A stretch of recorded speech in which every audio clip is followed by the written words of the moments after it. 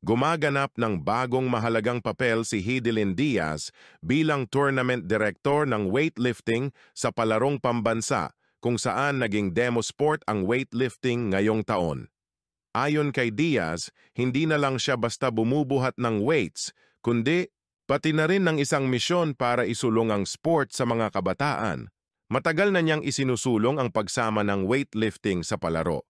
Lalong-lalo na't ito ang nagbigay ng kauna-unahang Olympic gold medal sa Pilipinas noong 2021 Tokyo Games. Sa kanyang pamumuno, patuloy na lumalakas ang suporta at interes sa weightlifting, lalo na sa kabataan. Naniniwala si Diaz na ito pa lamang ang simula ng mas malawak na pag-usbong ng sport sa bansa.